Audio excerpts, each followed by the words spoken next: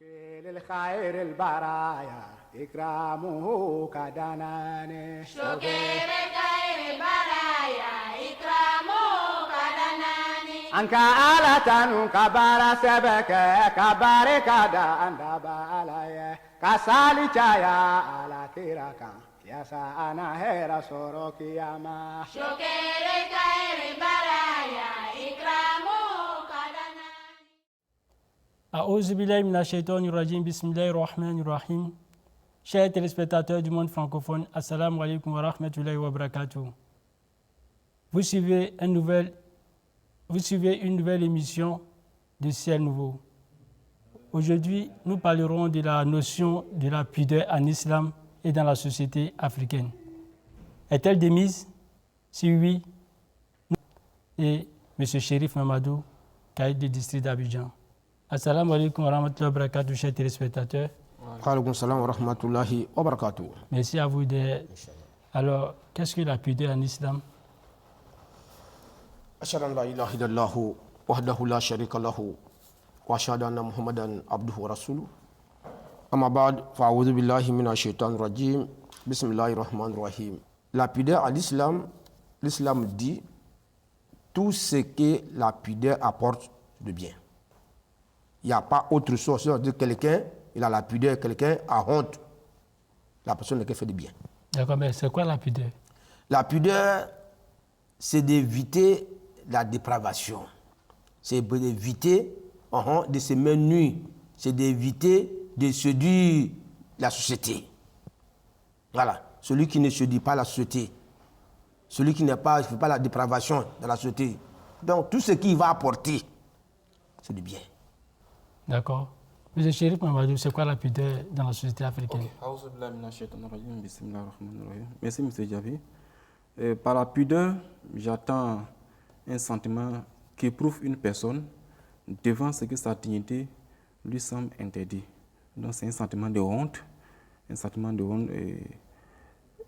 qui amène la personne à protéger sa chasteté, voilà, à protéger, qui amène la personne à mener une vie de décence. Donc, en quelque sorte, c'est un peu ça la pudeur. D'accord. Amener quelqu'un à vivre une vie de décence. Oui, oui. Est-ce que ce thème-là, c'est pas trop là? Parce que quand on se réfère aux nations européennes, ce qui est pudeur pour eux, qu'une personne porte quelque chose d'indécent, Oui. ce n'est pas impudique pour eux. Hein. Effectivement. Voilà, donc c'est quoi la pudeur en islam et c'est quoi la pudeur dans nos valeurs africaines? Effectivement, dans nos valeurs africaines, la pudeur a été la base même de la société africaine. Voilà. Une personne pudique était cette personne-là qui couvrait, qui protégeait sa dignité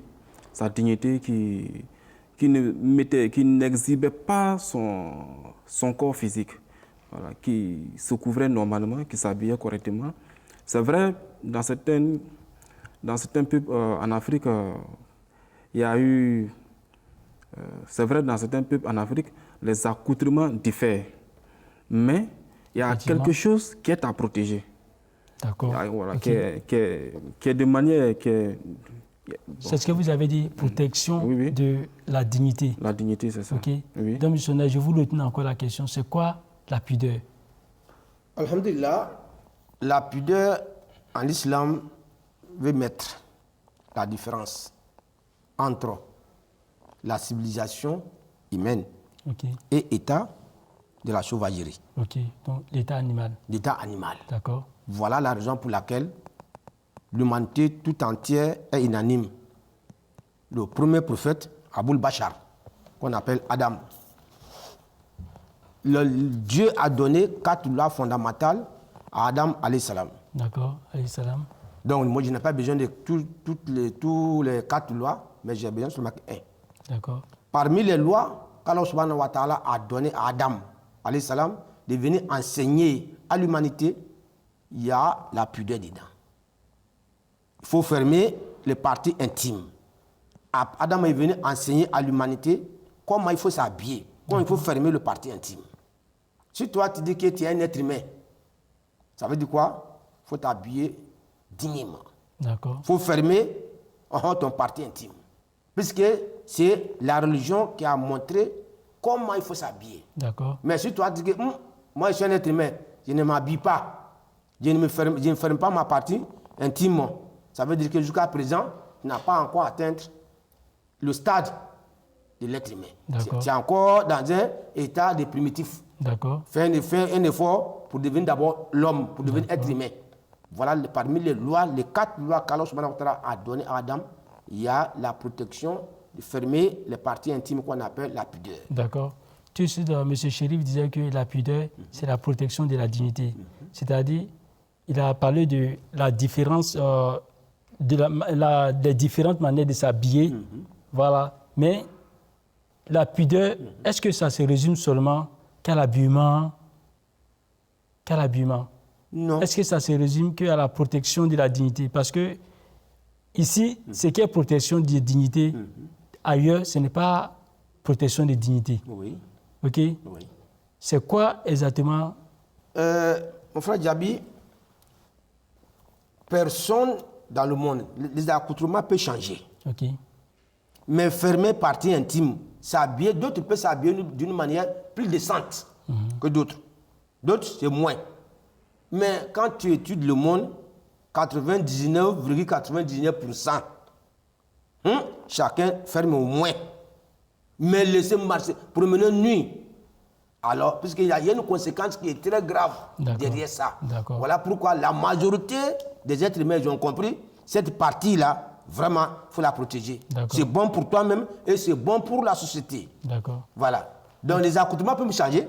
Voilà. On n'a pas même manière d'habiller, certes. Mais à ce qui concerne fermer la nudité, vraiment, la plupart d'entre nous connaissent au moins ça. D'accord. Monsieur Chérif, est-ce que la protection de la dignité, ça prend en compte l'aspect langagier, l'aspect attitude de l'individu? Effectivement, la pudeur, ce n'est pas seulement l'accoutrement, mais le respect de l'autre. Le respect de l'autre, ça fait partie de la pudeur. D'accord. Voilà. Vous arrivez à un endroit, tant qu'on ne vous donne pas l'ordre, vous immixez dans un débat sans qu'on ne vous donne l'ordre. Soit vous arrivez, vous commencez à parler de quelqu'un sans que la personne ne vous donne l'autorisation de vous jeter dans ce débat. Donc la pudeur, c'est aussi le respect de l'autre. La pudeur, c'est aussi le respect des valeurs.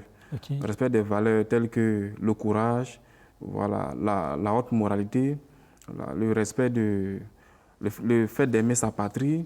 Voilà, donc tout ça, ça fait partie de la pudeur. D'accord, donc dans la pudeur, il y a la retenue, comme vous oui, il y a a aussi la retenue. Oui. Il y a aussi la retenue. Voilà. Alors, M. Abdraman, excusez-moi, M. Abdraman, quel est le sens de la pudeur en islam? Voilà. Le sens même que l'islam donne à la pudeur, c'est la dignité. La dignité, ok. Voilà. On est partout, chacun tape sa partie, il est digne. Donc, quand tu es digne de soi-même, tout ce que tu vas faire, ça ne va jamais offenser l'autre. Ça va apporter plus au service de l'autre. Voici ce que l'islam donne. Voilà pourquoi l'islam dit, il n'y a rien derrière la pudeur si ce n'est que le bien. Okay. Il n'y a rien derrière. D'accord. Mais au contraire, quand on dit que quelqu'un est impudique, ça veut dire que la personne est livrée à tout. Dans ce que nos parents disent, quand on dit quelqu'un qui n'a pas honte, ça veut dire que la personne peut faire n'importe quoi. Okay. Quand on veut t'insulter, on te dit malbali. Donc quand on te dit malbali, ça veut dire que le monsieur, il est prêt à tout. Il est invivable même, il ne peut même pas cohabiter avec lui. Mais lorsque, mais c'est X, ou bien madame, X a honte. Il n'y a rien derrière. Voilà, en résumé, l'islam nous dit, derrière la pudeur n'est que le bien. D'accord, merci bien. Monsieur Chérif, je vous retourne la même question. Ok, d'accord. Vous savez, M. Djabi, un jour, nous avons un professeur qui nous a posé la question, quelle est la chose la plus importante pour un homme? Nous avons tous cherché, mais nous sommes tombés d'accord que c'est la dignité. Et le monsieur a fait sortir le mot la dignité. La dignité est la chose la plus chère à tout être humain. Même la Déclaration universelle des droits de l'homme, dans son fondement, tourne autour de la dignité. Oui. C'est pour restaurer la dignité de l'être humain.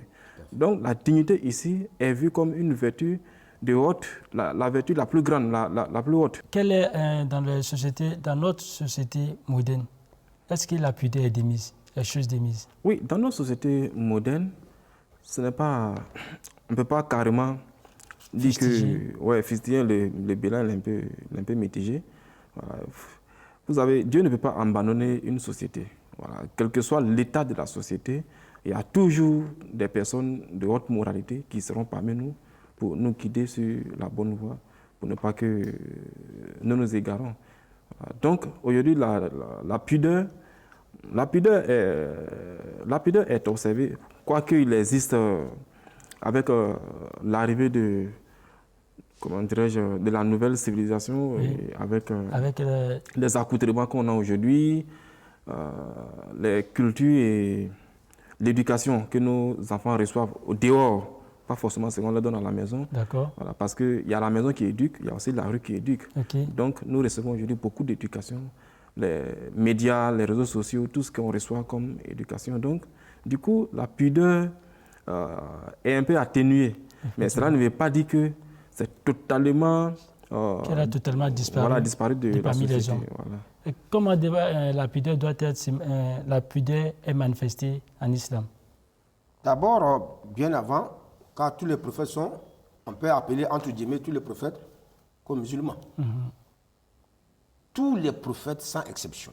Car Dieu a envoyé les prophètes dans tous les continents, dans chaque époque. Chaque génération a reçu un prophète. Et tous les prophètes aussi, ils ont enseigné la pudeur. Voilà. C'est nous que les seuls êtres même qui bafouent les enseignements donnés par les prophètes. Tous les prophètes sans exception, ils ont envoyé la pudeur. Voilà pourquoi le prophète de l'islam, le saint prophète de l'islam disait Al-Hayaou Naliman. La pudeur fait partie de la foi. Vous voyez? Quand tu demandes, chacun va dire que je crois, j'ai la foi. Mais on dit la pudeur fait partie de la foi. Si quelqu'un qui a une foi en lui, tu ne peux pas faire du mal à ton prochain. Voilà pourquoi d'abord on disait, ça fait partie de la dignité. Tous les prophètes ont enseigné la dignité et la foi. Okay. Donc lorsqu'on suit, c'est l'enseignement que les prophètes ont donné. Alhamdulillah, nous sommes des personnes pudiques.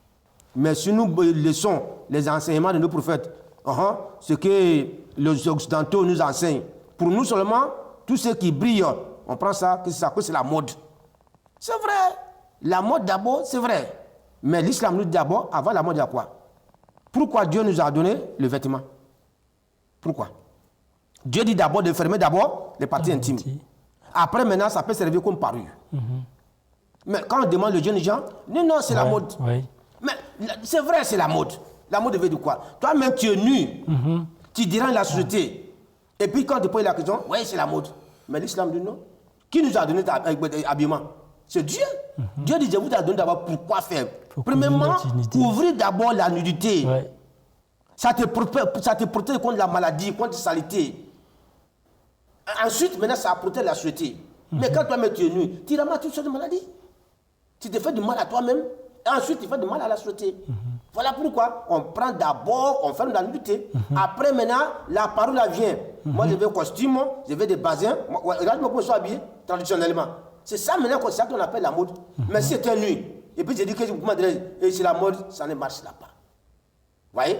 Dieu nous a donné les accoutrements, les habits, d'abord pour fermer la nudité. Ce n'est pas seulement pour l'autre, mais d'abord c'est bon pour ta santé. Voilà, c'est ça le problème. Toi, lorsque tu es en bonne santé, tu es bien vu dans la société. Mais si toi, tu es malade, quel enseignement tu peux donner à la société? Quel profit tu peux donner à la société? Voilà pourquoi l'islam met l'accent, al-hayaou naliman. La pudeur fait partie de la foi. De la foi, effectivement. Missionnaire, vous avez dit, dans ce cas, comment est-ce que dans nos sociétés, si on ne respecte pas la pudeur, quelles sont les conséquences liées à ce fait? Alhamdulillah, ça c'est très facile. Ce n'est pas mot de Dieu, mon frère Djabi, c'est mot de vente. Ce n'est pas mot de vente, c'est mot de Dieu. Voilà. Lorsqu'on refuse tout ce que Dieu a interdit à l'humanité, M. Djabi, ce n'est pas un médicament pour nous, ce n'est pas un remède pour nous. Si vous voyez que l'islam dit de s'habiller, de se protéger, d'appliquer la pudeur, donc ça veut dire que c'est bon pour nous. Si nous refusons le remède que Dieu nous a donné, la source de quoi? Si on dit viol par ici, viol par là, cela est dû à quoi? Il n'y a pas la pudeur. Vous voyez? Donc les pays où il y a pas, qui ne respectent pas la pudeur, on constate qu'on pointe toujours le viol de ce côté-là. Effectivement. Le pourcentage de ce côté-là, c'est trop. Ma femme m'a trompé, c'est dû à ça. Mon mari m'a trompé, c'est dû à ça. Mais les pays qui pratiquent la pudeur, c'est vrai, il y a des brebis galeuses, certes, mais là-bas, c'est moins. Ils ont pu gérer quand même la société. Mais lorsqu'on s'habille comme on veut, on ne peut pas former une bonne société. C'est la raison pour laquelle le deuxième calife de la Jamaat islamique Ahmadiyya, en l'occurrence Al-Hajj Bashiruddin Mahmoud Ahmad, disait donnez-moi une bonne femme et je vous donnerai une belle nation. Quand nous regardons ce qu'il dit, nos parents nous ont déjà dit ça ici. Si une femme est bonne, le foyer sera bon, la cour sera bonne, le village, mais la ville sera bonne, le pays sera bon, le monde entier sera bon. C'est d'abord effectivement. Voilà. Mais, par exemple, à la maison, celle qui a l'habitude de porter le menu pour sortir, vous croyez qu'il va enseigner à sa fille de porter autre chose? Et je vous donne, j'ai suivi une émission à la télévision ivoirienne par rapport aux habillements. La femme me dit non, elle ne peut pas donner une longue jupe à sa fille. Quand elle veut jouer, elle va sauter, elle va se blesser. Elle préfère donner une minute à sa fille pour que c'est un enfant. C'est là-bas qu'on apprend. Parce qu'on est comment c'est un enfant. Monsieur Chérif, le missionnaire vient de tout dire concernant le fait de cacher nos parties intimes. Est-ce qu'il y a une sanction pénale concernant les outrages à la pudeur? Ça existe, seulement que je n'ai pas les tests devant moi, mais il existe des sanctions contre l'outrage à la pudeur. Oui. Alors, missionnaire, quels sont les mérites du respect de la pudeur pour un croyant? Alhamdulillah, avant cette question, je reviens à ce que le frère Chérif disait, que Dieu a instauré. C'est pour le bien de l'humanité. Et en général, dans n'importe quel pays, toutes les lois que le pays prend, c'est pour le bien de la population. Si le gouvernement lui prend des lois pour sa population, qui est bon pour la population, Dieu qui nous a créé, Dieu nous a oubliés. Alors Dieu aussi, Dieu prend des lois pour permettre à chacun de vivre paisiblement, de ne pas gêner l'autre. Vous voyez? Donc voilà pourquoi j'ai retenu ça. Partout quand on dit, au niveau de la justice, voilà ce que je voulais ajouter sur ce que le frère... Vous avez défini tous deux la pudeur comme un ensemble de comportements dans lequel il y a la retenue. Tout à fait. Mais ce qui sous-tend que dans la pudeur, il y a une certaine norme. Sur le plan, par exemple, habillement ou accoutrement, sur le plan langage, sur le plan aussi attitude, sur le plan comportemental. Donc, quelles peuvent être ces normes sur le plan, si c'est différents plans, par exemple, quelles peuvent être les normes? Effectivement. Sur le plan, au niveau de la société, il faut dire que la pudeur doit obéir à des principes. Lesquels? La pudeur doit obéir à des principes tels que, je l'avais dit dès le départ, le respect de l'autre et le respect de soi. Au fur et à mesure qu'on grandit, on cherche à atteindre l'excellence humaine.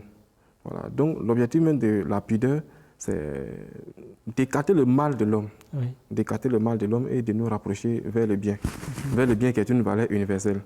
Voilà. Donc, vous avez dit que la pudeur, c'est quelque chose qui envoie tout bien, n'est-ce pas? C'est-à-dire, ça rejette donc le mal. Donc, je sais que, par exemple, le Coran nous dit on n'a baisser le regard et que le prophète Mohammed nous a dit que quand on est assis au bord d'une route, on doit baisser le regard ou en tout cas on doit donner le droit de la route. Payer le droit à la route. Mais tout cet ensemble-là, sur le plan, par exemple, habillement, comment est-ce que l'islam définit la pudeur? Sur le plan langagier, donnez-nous un peu pour que les téléspectateurs puissent se sentir un peu cadrés. La manière dont l'islam nous donne comment une personne ou bien une femme doit s'habiller. Si ça a été bien compris. D'accord. Alhamdulillah. Il n'y a pas couleur, il n'y a pas chose. D'une manière décente. Si c'est ça, c'est pour que les hommes, on demande aux hommes de baisser les regards. C'est-à-dire de ne pas regarder une femme jusqu'à ce stade-là. Même le Saint Prophète sallallahu alayhi wa sallam dit, quand tu vois la nudité, par erreur, tu as vu la nudité d'une femme, tu as pu éviter. Ou d'un homme. D'un homme, vice-versa. Tu as évité. mais tu as un grand mérite. Tu es récompensé fortement par Dieu. Mais si toi-même tu cherches à voir, elle aussi cherche que les gens regardent, c'est autre chose. Donc voilà comment les mérites pour la pudeur, lorsque toi-même tu vois quelque chose d'indigne, vraiment, il faut éviter. Je te prends comment dire, hier en venant. Et que dit le Coran sur les regards? Les regards, les hommes doivent baisser le regard. C'est une manière de voiler les regards. Les femmes doivent s'habiller d'une manière décente et les hommes aussi doivent baisser les regards. Tout n'a pas permis de regarder. Sinon, toi-même, tu vas te faire du mal. C'est la pudeur qui te permet de devenir un être humain. Voilà. Lorsque tu deviens un être humain, maintenant, c'est la pudeur qui donne la morale. Quand on dit quelqu'un, c'est un homme moral, c'est la pudeur. Effectivement. Si toi-même, tu n'as pas la pudeur, jusqu'à présent, ça veut dire que tu es dans un état encore primitif. Effectivement. Voilà. Pour que tu puisses donner la morale, la pudeur te permet d'être un homme moral. Ok. Allez, merci à vous. Je vous en prie. Monsieur Chérif, le missionnaire vient de tout dire. Il dit que la pudeur, c'est... Ok. Il dit la pudeur, c'est l'état animal. L'état où l'homme fait tout ce qu'il veut, sans limite, sans norme. Alors, votre mot de fin? C'est ce qu'il dit. Le missionnaire nous a fortement édifiés. Il faut dire que la spiritualité même est basée ou fondée même sur la pudeur. Voilà. S'il n'y a pas de pudeur dans la spiritualité d'une personne, cette personne, sa spiritualité ne peut pas atteindre l'excellence humaine, ne peut pas atteindre le niveau qu'il souhaite. Donc, dans tout ce que nous allons faire, dans toutes nos actions, on doit ressentir la pudeur. Voilà, tout doit se faire avec la pudeur. D'accord. Voilà. À tous les mots que nous voyons aujourd'hui. Sur ce, assalamu alaikum wa rahmatullahi wa barakatuh. Wa alaikum salam wa rahmatullahi wa barakatuh. للخير البرايا إكرامه كدناني شكر خير البرايا إكرامه كدناني أنك آلة كبار سبك كبار كدان دبالاي كسالي جايا على تيركا يا سانا هيرا سوروكي يا ما شكر